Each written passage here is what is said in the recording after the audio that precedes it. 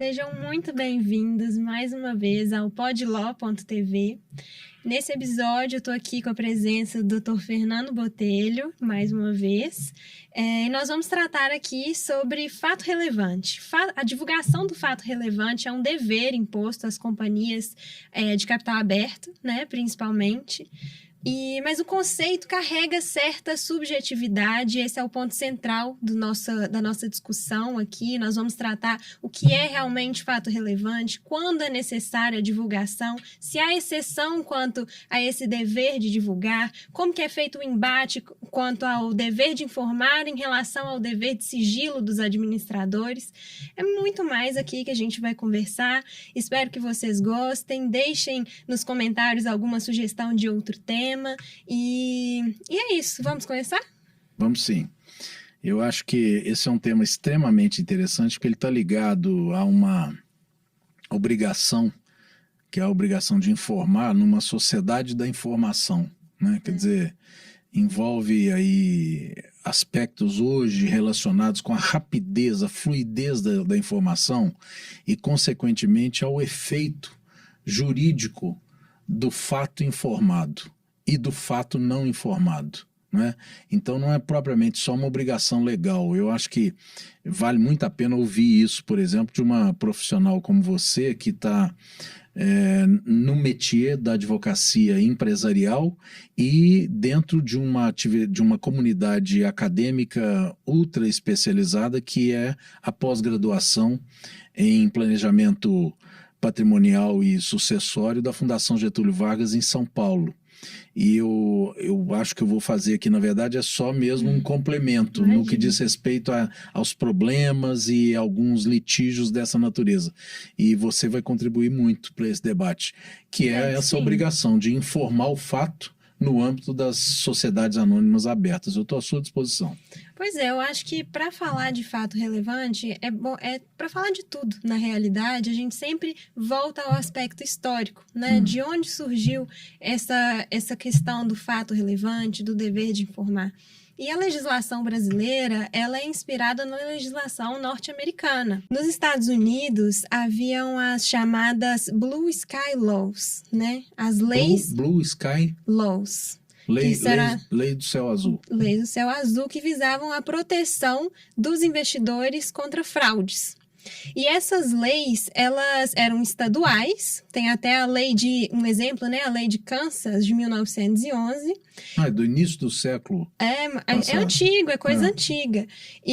Mas as que inspiraram mesmo, né, o mundo regular, olhar a importância, perceber a importância do fato relevante, foram as leis federais. Americanas? Americanas, de 1933 e 1934. E foram essas que inspiraram aqui Logo depois do crack da Bolsa, né? Logo depois do crack da Bolsa. E a legislação brasileira... Você imagina, em Lei do Céu Azul, numa época em que a comunicação dos fatos era praticamente pelos jornais, depois da prensa de Gutenberg, os jornais físicos e sinais de rádio, né? E alguma coisa de televisão lá, e olhe lá, no início do século. Com certeza. E aqui no Brasil a inspiração foi das leis, né? Da legislação norte-americana. E eu penso também, quando eu penso no aspecto histórico, eu penso nos grandes escândalos no âmbito da sociedades anônimas. A gente fala, por exemplo, daquele famoso caso da empresa Enron, né? A empresa Enron era tida, vou até explicar um pouquinho o que era o caso, era tida como uma empresa queridinha da Bolsa de Valores. Todos os investidores queriam investir na Enron, porque ela demonstrava ser uma empresa muito lucrativa, muito rentável, então, de certa forma, era um investimento seguro para os investidores. Só para pontuar aqui, se não me engano, ocorreu acho que umas 2 ou 3 décadas atrás. Foi questão ali de 1987 e a fraude foi descoberta em 2001. Portanto, eu quero só vincular a questão do fato relevante ao ambiente de comunicação, para que a gente saiba exatamente o que está acontecendo. Naquela época, nós já tínhamos toda a parafernália de comunicação, inclusive um início de de intensa surgimento da internet. Tinha televisão, Com rádio, certeza. etc. E esse caso foi um marco ali para o início de uma regulamentação muito mais abrangente, né? Por quê? O que acontecia? A empresa Enron, ela divulgava dados, divulgava o balanço de forma inverídica. Eram balanços falsos, fraudados. E é interessante Inflados, até... né? Inflados. É interessante até porque era uma empresa auditada. Era uma empresa que tinha auditoria externa. Você tocou num ponto interessante. Surge ali também a responsabilidade dos auditores e o surgimento dos auditores independentes, e houve uma modificação legislativa no mundo, porque os auditores ali, alguns serviços de auditagem, acabaram se comprometendo com a fraude, porque não fizeram a auditoria correta do que estava sendo... Justamente, era essa empresa de consultoria, salvo engano, ela até faliu, foi vendida, algo nesse sentido. E eu vejo nesse cenário o quê? Que as sociedades anônimas, mercado de capitais, tem um potencial muito grande de perseguir lucros. E isso precisa ser regulamentado. Precisava ser regulamentado e foi regulamentado. E aí vemos, então, o início da regulamentação dos fatos relevantes. E o que são os fatos relevantes? Então, pera lá. Você falou do início do século para o escândalo Enron na década de 80, isso tudo nos Estados Unidos, um surgimento progressivo de regras que obrigam as empresas abertas a comunicarem os seus fatos. Eu quero chegar, antes de falar da relevância dos fatos, relevância ou não relevância, que eu sei que você vai entrar num assunto bem embaçado, assim, digamos, de compreensão, mas com relação à obrigação em si de revelar fatos. Porque as empresas, Isabela, elas têm estratégias que compõem a própria organicidade da empresa e que se tornam valores até ontológicos. E esses valores, neles está inclusive a dos que preservam todos os mecanismos de segredo industrial, por exemplo, segredo comercial, segredo patrimonial, e que faz parte da atividade empresarial. Então, como é que eu ponho em xeque o dever de informar certas coisas frente ao direito empresarial de não informar certas coisas, que são estratégicas da vida do negócio?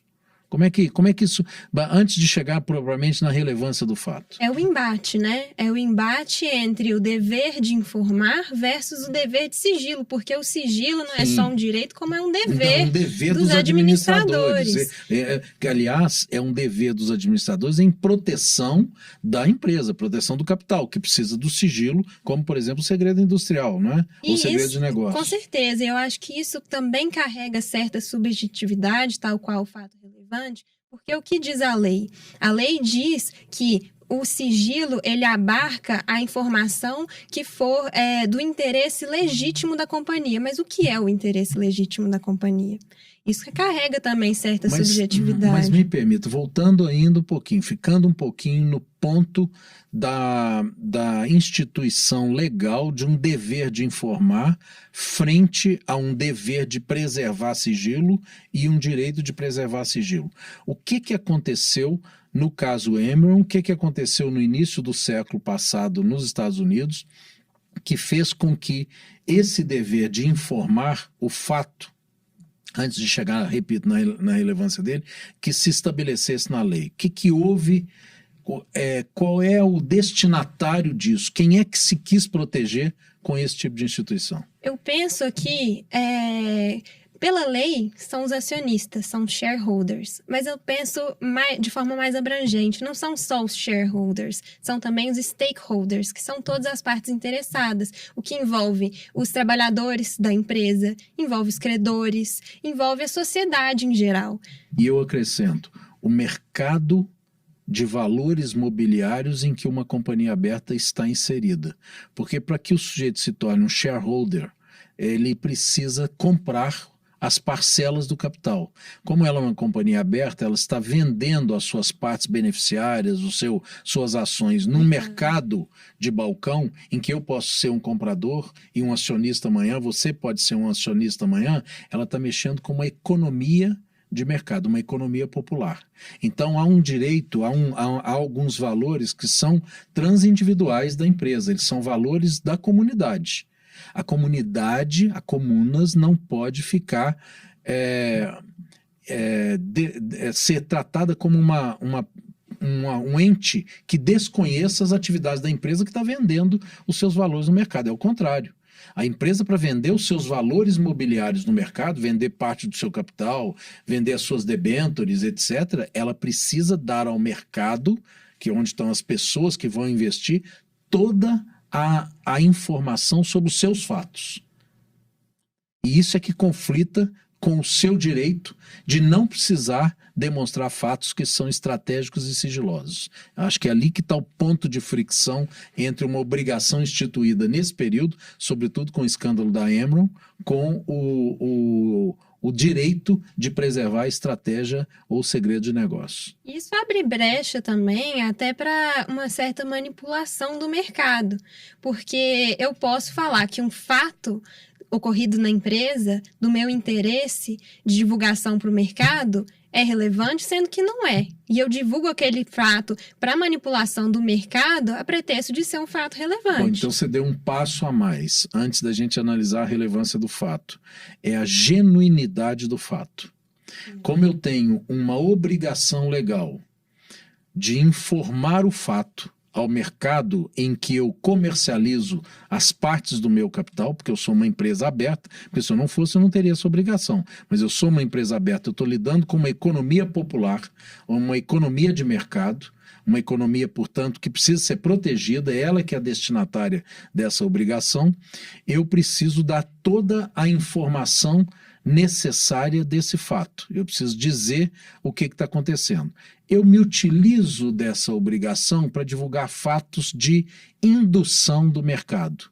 Fatos não completa ou totalmente verdadeiros e que induzem o mercado a acreditar numa falsidade sob a capa do cumprimento de uma obrigação legal. Esse é um outro ponto desse problema.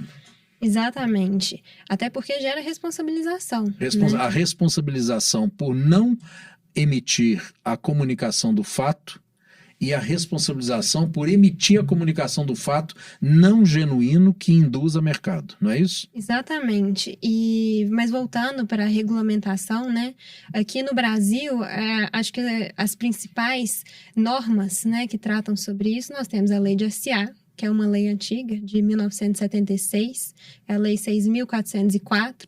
Temos a Lei do Mercado de Capitais, que é a Lei 6385, também de 1976. E temos a recentíssima resolução, é a Resolução 44 da CVM de 2021.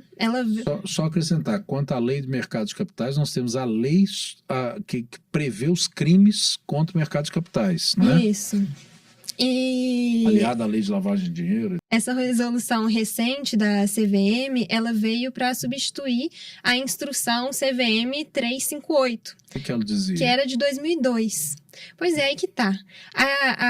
A instrução CVM 358, ela já regulamentava bastante coisa em relação ao fato relevante. Foi uma construção, né? Agora, a resolução 44, ela até tenta reduzir essa subjetividade do fato relevante. Ela traz um rol de fatos e atos possivelmente ocorridos dentro da companhia que seriam tidos como relevantes. Mas a gente vê ali que é um rol meramente exemplificativo. Exemplos, né, do rol que está contido ali na resolução, pode ser que esses exemplos, eles ocorram dentro da companhia, mas naquele caso concreto não seja tido como relevante. Então o que você está dizendo aí chegamos no assunto da relevância do fato, quer dizer, quando o fato é relevante, ele tem que ser divulgado. Sim. Não é? Frente a isso, tem os segredos estratégicos que recomendam para a empresa não divulgar os seus segredos, que podem ser segredos relevantes de fatos relevantes. Sim. Né?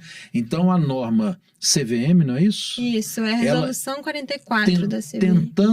Tentando gerar no mercado acionário e no âmbito das empresas, nas sociedades anônimas abertas, uma visão mais objetiva do que deve e do que não precisa ser publicado como fato relevante, ela criou um rol de hipóteses de relevo. É isso? Exatamente. E se o seu fato se enquadra numa dessas hipóteses, você tem o dever de publicar o fato. Se ele não se enquadra, não significa que você não tenha o dever. Exatamente. Porque ele pode ser relevante ainda assim, pela lei de SA, artigo 157, parágrafos 4º, 5º e 6º, se não me engano, ele pode ainda assim ser relevante, não obstante não esteja na norma regulamentar CVM, como pode, mesmo sendo relevante, ele pode ser suprimido por ter ligação com proteção de sigilo a que estejam obrigados os administradores ou a própria empresa. Então é um assunto, como eu disse, bem embaçado e bem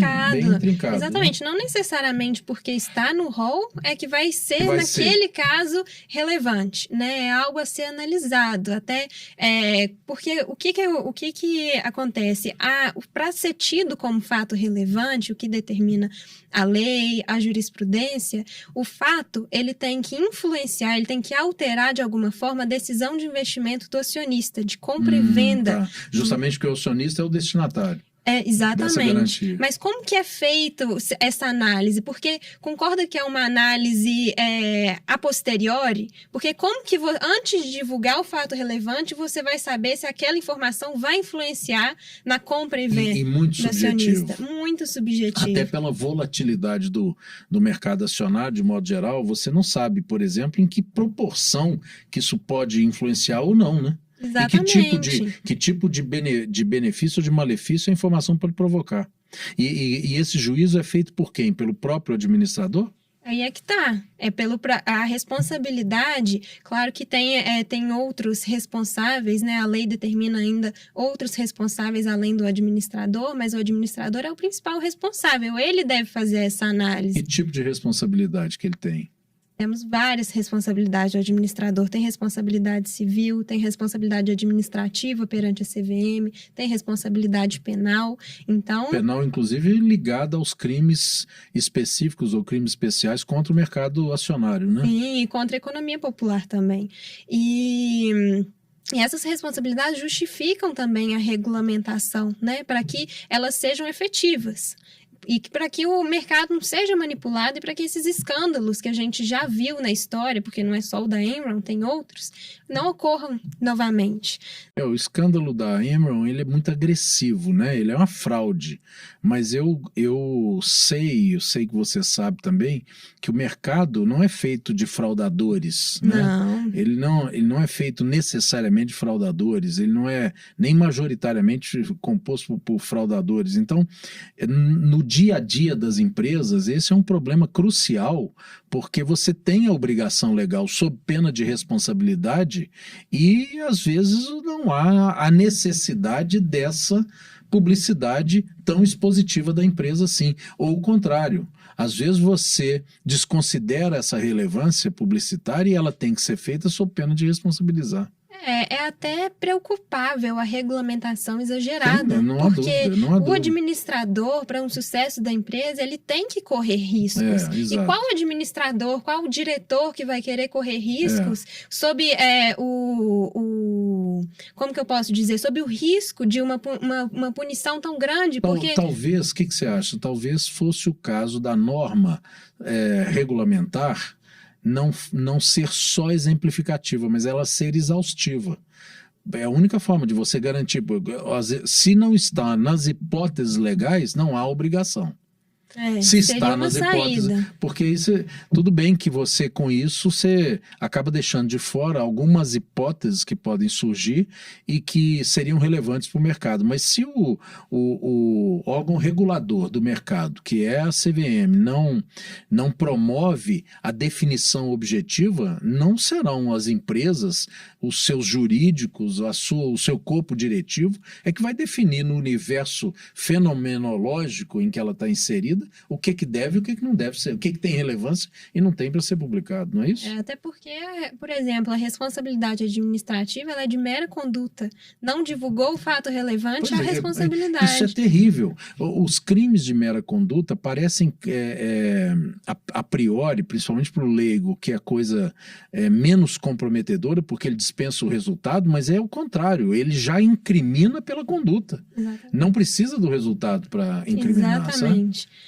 A gente tem que pensar também que, além dessa regulamentação toda, tem também a autorregulamentação do mercado. A gente tem agora um novo mercado. E para entrar no novo mercado, né, da B3, por exemplo, precisa divulgar as informações, precisa estar dentro dos parâmetros de divulgação de fato relevante, dos parâmetros de governança. Então, também tem o mercado está demandando isso, né? E para que uma empresa seja classificada para esse mercado, né, para essa hierarquia, vamos dizer assim, é necessário que ele cumpra as regulamentações. Então, é o mercado também fazendo força para que, né, seja regulamentado.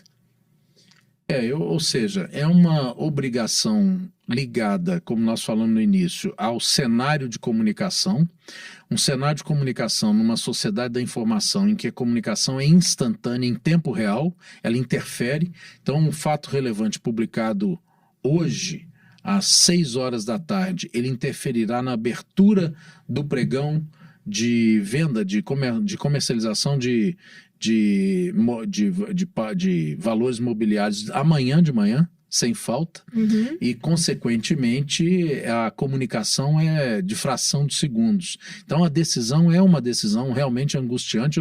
Eu não gostaria de estar nela, porque você pode interferir numa relação da empresa com o mercado extremamente impactante e, consequentemente, responsabilizante, né? Exatamente. Publicar ou não publicar. Exatamente. E também tem essa regulamentação, né? O momento de publicar, né?